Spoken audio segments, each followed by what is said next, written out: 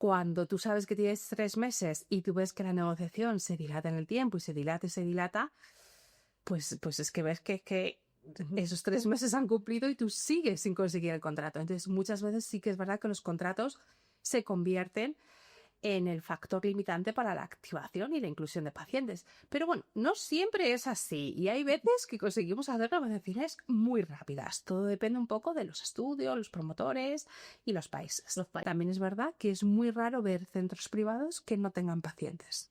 Vale, o sea, muy interesante, que es verdad que al final por lo menos te aseguras el reclutamiento, que eso es fundamental. Claro. Mira, es que a veces no nos damos cuenta de todo el trabajo que implica poner en marcha un centro para que luego no tenga pacientes, sí. Claro, o que vayan surgiendo cosas, a lo mejor en estudios complicados, que necesites servicios adicionales, que un centro privado casi siempre lo soluciona. Tenemos que tener en cuenta que la industria, tenemos muchísimo mercado en Estados Unidos y Estados Unidos, la parte legal, todos sabemos cómo funciona. O sea, hablamos de unas cláusulas pues un tanto agresivas o un tanto extensas, digámoslo de esa forma, que si lo comparas a lo mejor con países, pues a lo mejor de Europa del Este, o con procesos específicos como Francia, Inglaterra, España, pues chocan un poquito. ¿Se hacen cada vez más enmiendas a los contratos o me parece a mí? Bueno, depende un poco de los protocolos, digamos, ¿no? Dependiendo un poco del protocolo puedes encontrar más enmiendas o no. Pero bueno, las enmiendas creo que es algo que forma parte de nuestro trabajo y va con nosotros siempre. O sea, estudio que tienes, alguna cae. Alguna cae. La cláusula que da más guerra y cómo desbloqueas esas cláusulas. Pues para mí la cláusula que da más guerra suele ser las de... Hoy nos acompaña en conversaciones de ensayos clínicos Pilar Lorenzo. Es Contract Manager en PPD, part of Thermo Fisher Scientific. Pilar es experta en convertir Redlands en contratos. Nos contará cómo se negocia con hospitales y sponsors para que no haya retrasos en los inicios de los ensayos clínicos. Hola Pilar, muchas gracias por estar acá. Gracias, Laura.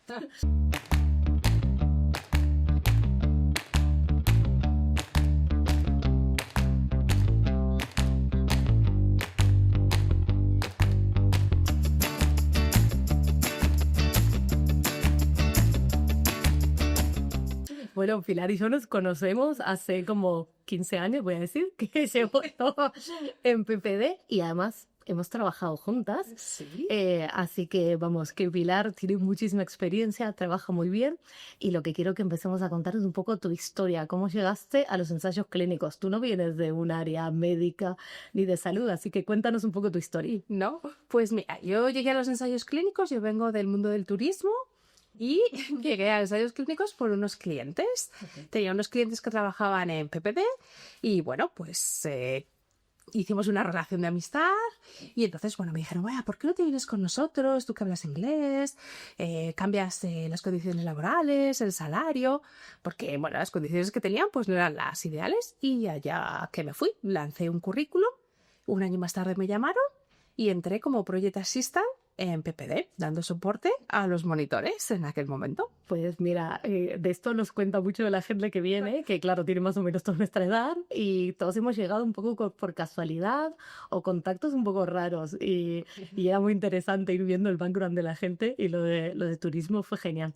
Sí. Así que empezaste como asistente, estuviste ahí unos cuantos años. Estuve como 5 años, empecé como Project Assistant local, dando soporte a los monitores de ensayos clínicos y luego posteriormente pues hice un rol de lead Project Assistant y daba soporte a CTMs y Project Leads. Así, entonces, bueno, pues ya estaba con los promotores, ya en calls más internacionales y bueno, hacía otro tipo de trabajo. Después hubo una reorganización y entonces, bueno, pues tenía que ajustarme un poco a dónde encajaba más. Entonces, por el perfil de mis estudios, pues cuadraba en la parte de contratos, porque tenía un poquito pues de formación legal, de formación en temas económicos. Y entonces empecé a negociar como Local Contract Specialist en España. Y luego, posteriormente, pues quise dar el paso, hice un tiempito trabajando mitad internacional, mitad nacional, para ver si me gustaba realmente la posición de Contract Manager y hace 6 años pues empecé como Contract Manager y aquí sigo. Qué bien, qué bien, qué bien, qué bien. No, sí es verdad. Sí, nosotros cuando trabajábamos éramos local, pero luego también fuiste mi central en otro estudio. Sí, sí. Y al final es eso, el cambio de contract specialist a contract manager fue muy grande. O sea, ¿pasaste a tener equipo a tu cargo o a encargarte de contratos a nivel internacional?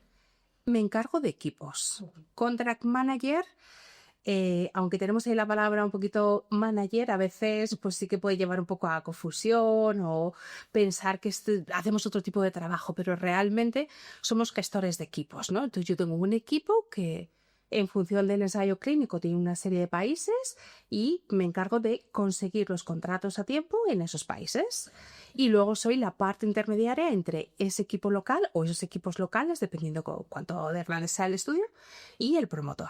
Bien, al final te gusta la marcha, porque si no, no te metes en esas cosas, te quedas como local y sí, ya está, ¿no? Sí. Es así. ¿Qué fue lo que más te enganchó o te sigue gustando de trabajar en un equipo multidisciplinar y también a nivel internacional y obviamente dentro de contratos? Lo que más me gusta es justamente eso, la visibilidad que tienes a nivel global, a nivel internacional, la cantidad de equipos con los que trabajas, la cantidad de países que estás aprendiendo siempre algo nuevo, siempre hay algo distinto, este contrato es distinto, o esto se negocia así, o esto tiene unos requerimientos distintos, siempre tienes que estar actualizándote, buscando la información, transmitiendo esto al promotor, negociando en diferentes términos, entonces eso es lo que más me atrae. Y luego la cantidad de gente que conoces, porque al final estás involucrada a nivel local con muchísima gente, con diferentes personas de todas las nacionalidades. Y eso te aporta, no sé, te enriquece el día a día. Totalmente. Y tú estás en un rol que por ahí no es de los más fáciles, porque es el típico cuello de botella, ¿no? Que decimos, vale, la parte regulatoria sabemos cuánto va a tardar, o por lo menos intuimos en la mayoría de los países cuánto va a tardar y lo tenemos bastante afinado, pero los contratos suele ser el cuello de botella, entonces no serán fáciles todas tus calls, ¿no? No, porque claro, nosotros dependemos siempre de las activaciones y de esas fechas de aprobaciones regulatorias. Cuando tú sabes que tienes 3 meses y tú ves que la negociación se dilata en el tiempo y se dilata, pues es que ves que esos 3 meses han cumplido y tú sigues sin conseguir el contrato. Entonces, muchas veces sí que es verdad que los contratos se convierten en el factor limitante para la activación y la inclusión de pacientes. Pero bueno, no siempre es así y hay veces que conseguimos hacer negociaciones muy rápidas. Todo depende un poco de los estudios, los promotores y los países. Los países, luego nos meteremos ahí en todos esos detalles porque hay mucho. Vamos un poquito a ver la parte de formación, ¿no? Si alguien quisiera entrar hoy como contract specialist más bien o contract manager, ¿están pidiendo a gente que haya estudiado realmente derecho o están pidiendo ciertos perfiles o sigue siendo amplio? Sigue siendo amplio. Es verdad que una formación legal siempre ayuda y sí que está ayudando a lo mejor a las contrataciones. Ahora, si me preguntas desde mi experiencia, te digo que no. Si tú quieres negociar en España, no necesitas una formación legal. Por cómo está montado en España la sanidad pública, cómo negociamos en España con los hospitales y las fundaciones, no es verdad. ¿Ayuda? Sí, pero no tienes por qué ser un abogado porque luego vas a enfrentarte a hospitales con gente administrativa que no tienen ninguna formación legal. Entonces, no siempre es necesario. Para mí, creo que otras habilidades como buen negociador, comunicador, es mucho mejor que tengas una formación legal. Puede ayudar un poquito, pero una vez que aprendas tu Real Decreto, lo tienes listo. A nivel internacional, sí que es verdad que a veces ayuda, pero cuando negociamos con tantos países, tú no sabes la legislación de todos esos países. Entonces, siempre vas a depender de tu equipo local. Entonces, esa formación legal, unos básicos, pues sí, pero ya está. Siempre se pueden adquirir. Exacto, eso además son lo que uno empieza a aprender a medida que está trabajando. Totalmente. Exacto. ¿Cómo explicarías tu trabajo, porque encima contratos centros de ensayos clínicos, a una persona que está interesándose por la industria? Bueno, yo muchas veces lo explico y esto a veces lo explico, ¿no? Para mis amigos, ¿no? Que dicen, ¿qué haces? ¿No? Pues ensayos clínicos. Bueno, es verdad que los ensayos clínicos ahora ya sí son más conocidos y demás. ¿Qué hago? Bueno, pues yo siempre digo, para que un paciente pueda estar en un hospital y pueda probar esas medicinas, tenemos que tener un contrato. Yo necesito tener un equipo que me firme ese contrato y yo me encargo de que ese contrato se firme junto con el promotor. Entonces, yo soy esa persona intermediaria, yo soy la que voy a dar todas las herramientas para que se pueda hacer, en qué términos, en qué condiciones quiere ese promotor y yo soy ese vínculo. Entonces, lo explico así de facilito. El contrato para que ese médico reciba el dinero y podamos meter pacientes y hacer la investigación. Guay, guay, guay. No, además tú, algo que se te da muy bien es esas relaciones interpersonales, la mano izquierda, el poder por ahí recoger esa frustración, ¿no? Que hay a veces de parte de los centros o del sponsor o incluso a veces de nuestra CRO y traducirla, bajarla, ¿no? Relajarla, comunicarla de una manera apropiada y luego seguir con esa negociación. Sí, y es muy importante, ¿no? Porque muchas veces nos tenemos que poner en la posición, ¿no? Y yo que he sido contract specialist lo veo. Cuando tú eres contract specialist y tienes una relación con el hospital, es muy difícil, ¿no? Esa negociación transmitirla al contract manager. Entonces, cuando tú vas y dices al contract manager, no es que el centro me dice esto, ves al promotor y dile esto. Bueno, claro, pero es que cuando estás en la posición de contract manager no puedes ir y decirle al promotor, oye, es que no te aceptan esto, ¿no? Que esto, no porque no, pues es un no, por esto, porque existen estas circunstancias, existe esta legislación, existen estos procesos. Entonces, toda esa información, yo creo que tienes que tener la templanza, la comunicación y ser el hilo conductor entre una parte y otra. Totalmente, totalmente. Y luego ir entendiendo muy bien cada país, ¿no? Porque ahora tú ya tienes un montón de años como contract manager, pero al principio te chocaría ciertas cosas como me chocaba ahora cuando llegué a España y digo, madre mía, cuánta vuelta para firmar un contrato cuando yo trabajaba así en una clínica y te llegaba el contrato, lo revisaba el PI, lo firmaba y a los 3 días no tenía de vuelta, ¿no? Cada país tiene sus circunstancias muy personales y tienes cosas muy sencillas a países con unos procedimientos muy, muy complicados. Y luego existe esa otra parte de la negociación en la que sí que se puede, no se puede, cómo se puede, y no es fácil hacer entender a según qué promotores, ¿no?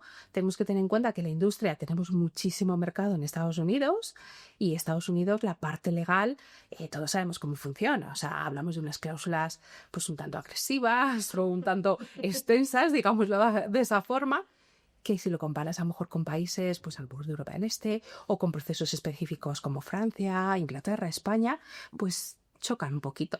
Claro, explicarle, ¿no? Un poco a un americano toda nuestra cultura. La cultura de cómo funciona un hospital público a lo mejor en España, pues es un poco difícil de entender. O la sanidad pública.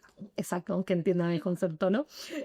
¿Cuál es ese equilibrio justo entre velocidad, ¿no? De firmar cuanto antes, pero también proteger tanto al centro como al cliente? Porque imagino que, o sea, los stakeholders para ti son dos, no es, bueno, estoy solo de parte del cliente o solo de parte del centro. No, claro, nosotros trabajamos para el cliente, entonces tenemos que asegurarnos de que cumplamos esas métricas o esos objetivos que tienen. Pero claro, sin descuidar, por supuesto, esas timelines o esos deadlines que podemos tener a nivel local. Creo que, o sea, tenemos que hacer todo lo posible por activar cuanto antes y firmar contratos cuanto antes, pero siempre, para mí, siempre está por encima la calidad. No puede ser que intentemos negociar o presionar simplemente porque hay una fecha límite, aceptar cualquier cosa ni por una parte ni por otra. O sea, no me parece que sea justo ni para los centros, aunque trabajemos para los promotores, ni para los promotores. Exacto, al final, porque nosotros siempre lo hemos buscado, ¿quién nos paga? Pues el promotor, pero el centro es mi cliente, porque si dice nunca más trabajo contigo. Pero una vez que pase este promotor, nosotros como CRO vamos a seguir trabajando. Entonces, tampoco podemos presionar a los centros a aceptar algo cuando existe una razón de peso para no hacerlo. Hay que mediar entre ambas partes y conseguir que, bueno, pues que lleguen a un acuerdo, ¿no? Al fin y al cabo somos negociadores. Exactamente. ¿Qué cláusulas son las que generan más fricción entre los centros y los sponsors? ¿Hay cláusulas así que tú digas, esto ya se me va a traer problemas? ¿Para qué la estamos metiendo? Bueno, cuando empezamos un estudio y cuando empezamos a ver un poquito cómo se desarrolla el modelo de contrato que quieres utilizar o el texto que los promotores quieren incluir, ahí ya empezamos a vislumbrar algunas cosas, ¿no? Y ahí dices, esto no va a funcionar bien aquí, esto no va a funcionar en determinados países. En España, bueno, en España no hay cláusulas a lo mejor tan difíciles porque dependiendo de los modelos de contratos lo tenemos muy limitados, pero sí que es verdad que el tema de las cláusulas de indemnificación, seguro, confidencialidad o incluso los términos para terminar los contratos es algo que suele dar bastante problema estando en España como a nivel general y sobre todo si son promotores americanos. Bien. Inhabilitación también es otra cláusula que cuesta mucho entender según qué países. Bien, bien, bien, porque eso estaba pensando, que nosotros en España tenemos modelos de contrato, pero me acuerdo que en Madrid en una época eso ya está extendido, de que hay como modelos de contrato aceptados y el cliente un poco tiene que aceptar lo que están diciendo, no hay mucha negociación ahí, ¿no? Claro, por eso te digo, en España, por ejemplo, es algo muy distinto. En España, lo primero, tenemos un sistema de sanidad público que eso hace que la mayoría de los hospitales con los que trabajamos en los ensayos clínicos sean públicos. Entonces, esos hospitales tienen unos modelos de contratos, muchos de ellos delimitados por la comunidad autónoma. Es decir, Madrid tiene un modelo de contrato, Andalucía tiene un modelo de contrato. Entonces, esos modelos de contratos no son negociables. Bueno, Andalucía no he visto nunca una modificación. Madrid, a lo mejor una palabrita, pero algo muy excepcional y cada día menos. Entonces, claro, cuando tú le planteas a un promotor americano que te vino con una cláusula de inhabilitación, de seguro o cosas por el estilo, en un contrato que no puedes modificar, que en muchos casos están bloqueados automáticamente el documento, es un poco difícil. Entonces, no hay negociación. Por otro lado, luego a lo mejor puedes tener centros en Madrid que son privados.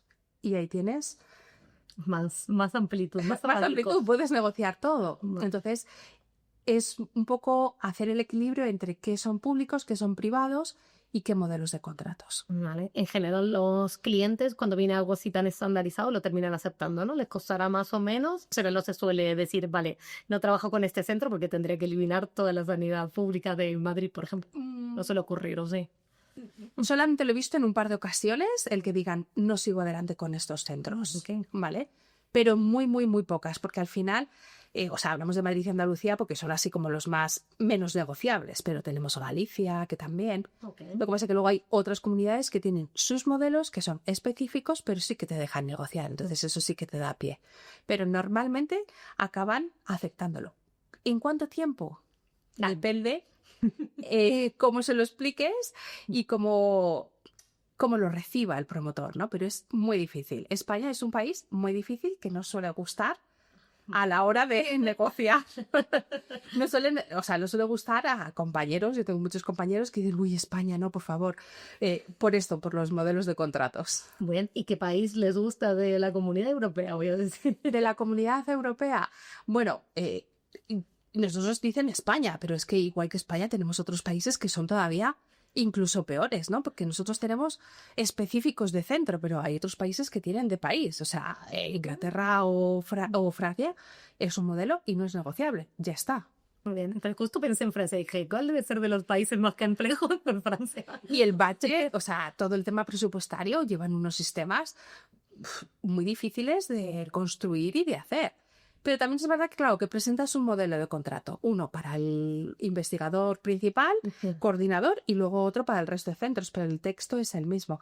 En España, en función de los centros que tengas y las comunidades autónomas, tienes diferentes modelos. Entonces, eso es todavía un poco conflictivo. Claro. A nivel europeo, cualquier país como Alemania, Dinamarca, todos estos países negocian bien.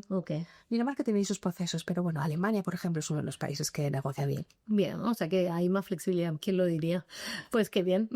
A ver, no, a mí la verdad es que me alegra que al final haya países donde sea fácil, porque lo que no podemos es desincentivar que vengan, y entiendo la confusión de un cliente que te están diciendo en España, este contrato no lo puedes negociar, pero este sí, y dice, ¿de qué me estás hablando?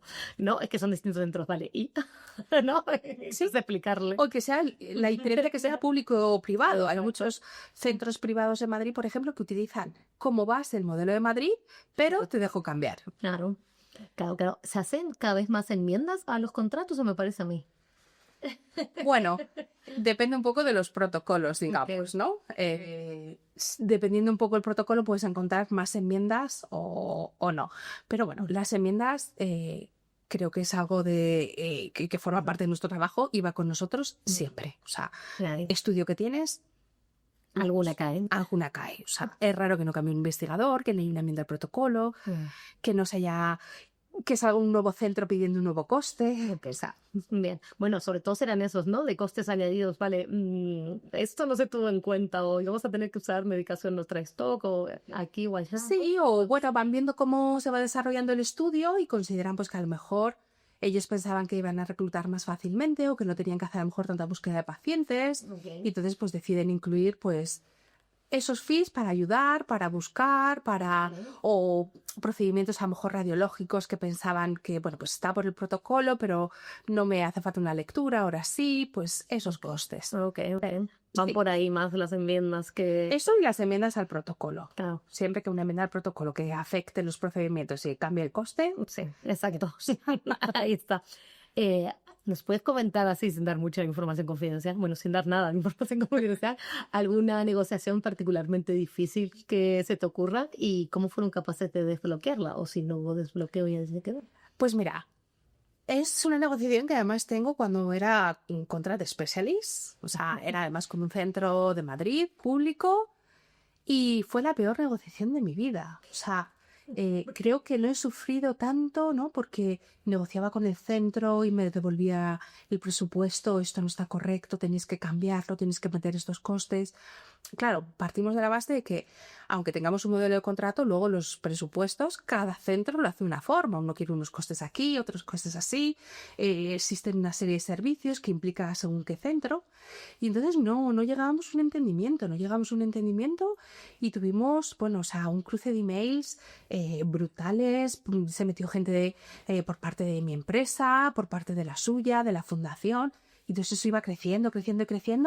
Y decía, pero si es que no lo veo, si es que estoy haciendo lo que me pide. Y al final simplemente fue un fallo de comunicación. No había instrucciones claras del centro y cuando conseguimos detectar, la verdad que decidí parar porque era imposible. O sea, estábamos haciendo una bola más grande.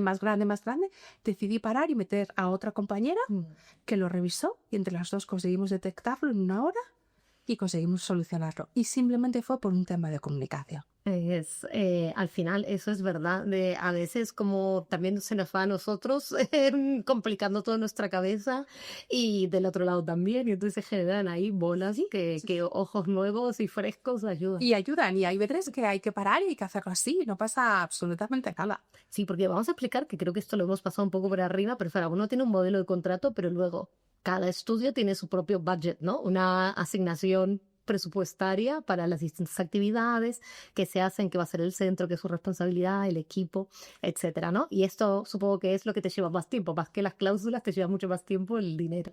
Claro, un poco dependiendo del centro. Si no se puede negociar la parte legal, pues la parte legal, aparte de meter 4 datos específicos del estudio, no tienes que meter nada, pero luego tienes que negociar ese presupuesto. Y ese presupuesto también depende un poco qué centro sea, si es público, si es privado.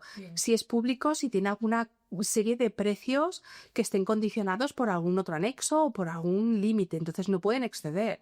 Otros, en otros casos, pues a lo mejor consideran que se está ofreciendo menos dinero del que deben y entonces ahí ya empieza la negociación. Dame una justificación, dame tal. Entonces, eso se refleja en cada contrato y cada contrato, dentro de un mismo modelo de contrato, cada centro puede verlo reflejado de alguna forma, ¿no? Pues algunos dicen, pues si tengo metido el servicio de laboratorio, te voy a cobrar 100 euros porque tengo que montar el servicio de laboratorio, les tengo que dar formación, les tengo que informar. Si me metes radiología, otros 100 euros más. Otros centros que no, que directamente lo asumen.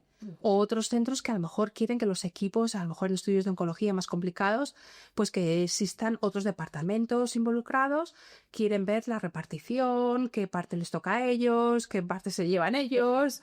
Y entonces, pues claro, eso es lo que lleva mucho tiempo, porque muchas veces son los propios investigadores los que lo revisan. Claro.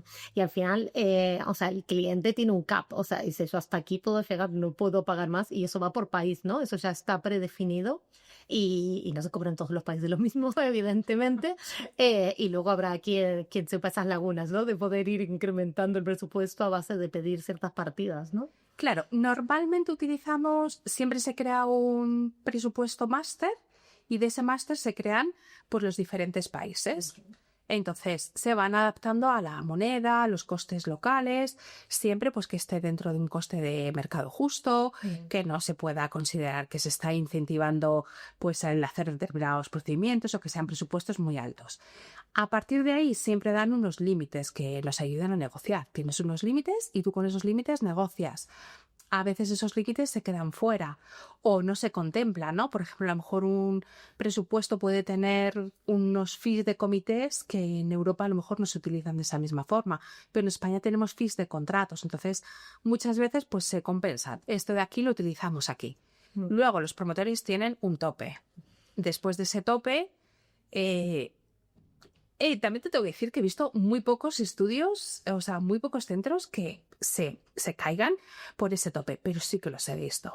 O sea, centros privados que a lo mejor están duplicando, triplicando el coste y pues deciden, no sigo adelante y se caen.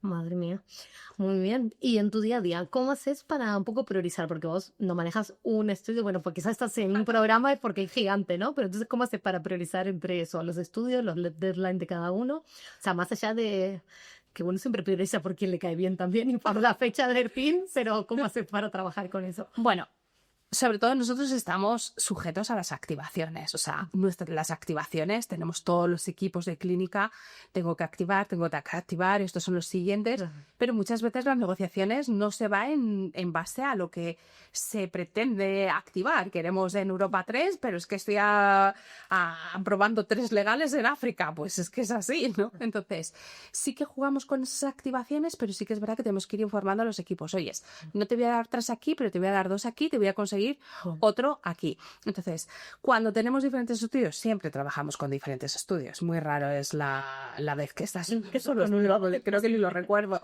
Entonces, siempre hay algo que resalta, ¿no? Pues a lo mejor tenemos una misma semana 2 activaciones, pero uno, por ejemplo, o más que activaciones necesitamos el contrato para lo siguiente. Entonces, pues a lo mejor ese centro no hace un curso de formación si no tenemos el contrato, pero el otro sí. Bueno, pues que vaya haciendo el curso y entonces ya consigo 2 días más para terminar las firmas. Entonces, siempre hay algo que es distinto. Entonces ahí pues vas haciendo un café de bolillos y luego, claro, sobre todo con las enmiendas también, que esas enmiendas las dejamos ahí olvidadas y no nos podemos olvidar de que no son necesarias a lo mejor para una activación de un centro, pero a veces está impactando a los pagos. Claro. Y creo que los investigadores hacen un trabajo de investigación y hay que remunerarles y no retrasarlo. Totalmente. Y además eso es verdad, ¿eh? De las enmiendas siempre va quedando los contratos, es lo último, porque uno quiere que el protocolo esté aprobado, que el centro esté entrenado, que tengamos los ICF, ¿está? Y el contrato lo vas dejando y hay que pagarle luego a esta gente, no se puede pagar hasta que no esté. Madre mía, es verdad. ¿Cómo sabes o qué indicadores hay? ¿Cómo sabes si, vale, con este contrato llego perfecto, vamos por el buen camino? ¿Qué es lo que te dice? Y luego cuando sabes que esto no va a ir ni para atrás ni para adelante y ya tengo que avisar porque viene mal. Sobre todo es muy importante cuando establecemos el contrato con el promotor. Cuando tú negocias el modelo de contrato a utilizar, ya tienes una información muy clara, ¿no? O sea, si te empiezan a decir... Nosotros también utilizamos a veces parámetros, nos dan parámetros, entonces yo puedo, con esos parámetros negociados con el promotor, tirar y aprobar determinadas cosas legales. Cuando tú ves cuán de flexible es el promotor, tú dices... vamos bien, no va a haber tanto problema. Cuando ya te empiezan a limitar 20 o 30 cláusulas de un contrato de 25, pues ya sabes que eso no va a querer. Y luego, sobre todo, las timelines con el promotor. Muchas veces se retrasan hasta 2 y 3 meses las revisiones cuando estamos iniciando, antes de tener a lo mejor los centros seleccionados. Si tú ya me estás retrasando 2 o 3 meses revisiones legales para acordar un contrato... ya sabes que pues que cuando te mande una clausulita que dé un poquito de problemita, pues ya, claro, vamos a estar en conflicto totalmente. Ahí se nota muchísimo. Y luego también se nota mucho según el país. Cuando recibimos las revisiones legales, tú ya ves qué tipo de revisiones recibes de los centros, ¿no? Hay determinados países que es no porque no lo quiero, no lo acepto o esto no es mi obligación. No, pues claro, cuando empiezas así, esto no es una negociación, o sea, es no por esto, sí por esto, quiero esto, o vamos a negociar. Claro, total. Pues no es me ha aburrido, exacto, que sea el cliente el que te retrasa. Porque si usamos los contratos, decimos el centro, que entre que lo mandamos. Bueno, ahora será más fácil con DocuSign, pero en mi época tenía que mandarse un contrato en un sobre y te lo firmaban y pasaba por 27 manos y luego se perdió y tú, claro, de vuelta. Eso no es hasta hace mucho, o sea, esto ha cambiado un poco desde el COVID, con la pandemia. O sea, Gracias. Cambió. Siempre hablábamos que se decía, nunca se van a firmar los contratos electrónicamente. Bueno, ¿cuántas plataformas existen hoy en día? DocuSign y muchísimas a nivel autonómico que utilizamos y se firman en cuestión de horas. Exacto, que también es un poco ridículo pensar que no se podía firmar un contrato electrónico si tú casi todo lo haces hoy en día con firma digital. Sí. En fin, bueno, vamos a ir cambiando un poco de tema. Avances en todo lo que es estandarización, modelos de contrato, ¿estás viendo como una tendencia o todavía, salvo esto que hablábamos particularmente en España, esto es una tendencia o no? Bueno, ahí no existe, ¿no? No existe. O sea, en España no existe y yo creo que no va a existir nunca. O sea, yo creo que llevo como 10, 12 años dedicada a contratos, tanto a nivel local como internacional, y no lo veo. Es verdad que otros países sí que lo tienen instaurado, está totalmente aceptado y funciona perfectísimamente. Entonces, no veo la posibilidad, pero por cómo está organizada España y la sanidad en España, no. Eso no lo es. Y países, en otros países, por ejemplo, lo que decíamos Alemania, que te deja negociar mucho, ¿crees que van a ir a estandarizar y se va a terminar la negociación? ¿O es algo que funciona, no es un problema? Es algo que funciona, es algo que funciona y están además muy habituados, además con el idioma, muchas veces aceptan en inglés los contratos, que eso ayuda a no tener que hacer traducciones locales. Bueno, eso, ni nos metamos en eso, ¿no? Los contratos en 2 idiomas, bilingües y tal. O en español, o sea, en España es algo muy normal firmar solamente en el idioma local. Madre mía. Ahora pensando un poco en los próximos años, ¿crees que automatizaciones, temas de inteligencia artificial, esto va a influir en tu trabajo diario? No creo porque, bueno, a lo mejor lo que es en rellenar esos datos del estudio específicos en modelos que sean iguales, sí que se podría hacer, porque incluso ya hay determinadas cosas que funcionan y se hacen hoy en día, que no tienen, con inteligencia artificial y no tanto, ¿no? Pero luego está la parte de negociación que por mucho que tú puedas preparar una plantilla, cada centro te lo pide de una forma, ¿no? Entonces a lo mejor sí que se podría hacer algo estándar, como algo inicial, digámoslo, pero no, porque todavía no veo a la inteligencia artificial detectando determinadas cosas que tienen que salir fuera del presupuesto, que van colocadas de determinada forma según qué país. Entonces, cosas alineadas con los ICFs, que eso, bueno, no sé, a lo mejor en unos años ha cambiado y tengo que cambiar mi respuesta, pero a día de hoy no. Nos harán entrenar esa IA para que nos lo haga todo esto. Exacto. Sí, o empezarán a negociar IA con IA. A ver a dónde llegan. Exactamente. ¿Cómo imaginarías esta colaboración entre centro y sponsor ideal para reducir tiempos en contratos? ¿Cómo sería esa colaboración ideal? Bueno, idealmente para mí los centros tendrían que tener unos equipazos enormes, ¿no? También, claro, por supuesto las CROs, que a veces no siempre sucede, pero claro, el problema es que cuando tú tienes un equipo enorme en un centro, al final pues acaban entrando más estudios, ¿no? Porque puedes dar más salida. Un poco lo que veo es que los centros a veces están saturados, ¿no? Tenemos que ver que los centros no solamente se dedican a hacer ensayos clínicos, los centros son hospitales y ellos tienen otra serie de cosas que hacer. Entonces, los departamentos, tanto de legal o administrativos, en el caso de las fundaciones en España, que hacen los contratos, no tienen un personal para dar un volumen o salida a tanto ensayo clínico. Aparte de eso, España es un país que ha incrementado muchísimos ensayos clínicos últimamente. Entonces, los centros están agobiados y las revisiones legales no puede ser. La fórmula ideal, bueno, pues sería el buen entendimiento y sería la rapidez, ¿no? Porque muchas veces vemos un poco lo que te decía, ¿no? Tú recibes unos comentarios del centro y se los mandas al promotor y si se retrasan 2 o 3 semanas, pues claro, cuando, o sea, si a ti a lo mejor ya te cuesta, que tienes varios proyectos, ¿qué es lo que había dicho? ¿Qué es lo que era tal? ¿Por qué nos estábamos peleando? ¿Qué estábamos negociando? Y vas al centro, imagínate el centro con 500 estudios. Claro, ¿de qué Pues, estás hablando? ¿de qué me estás hablando? Pues al final retoman, donde dije una cosa, ahora quiero cambiar esta cosa, y entonces volvemos otra vez y eso los retrasa. Una comunicación fluida y rápida sería ideal. Bien, sí, al final casi todo siempre se resuelve en comunicaciones. Comunicación, rapidez. No, y es verdad, y es algo que no nos planteamos, porque siempre decimos, necesitamos más equipo en los centros, más style coordinators, más data entry, gente que nos ayude en el día a día, pero es verdad que a nivel contratos la administración quizás no está poniendo el foco ahí de que tiene a gente explotada, porque claro, si tú antes hacías 30 ensayos y ahora haces 100, pues este es el volumen Claro. de gente administrativa que necesita. Es verdad, totalmente. ¿Qué habilidad blanda crees que hay que trabajar, que ya veníamos hablando un poquito, para dedicarse un poco a los contratos?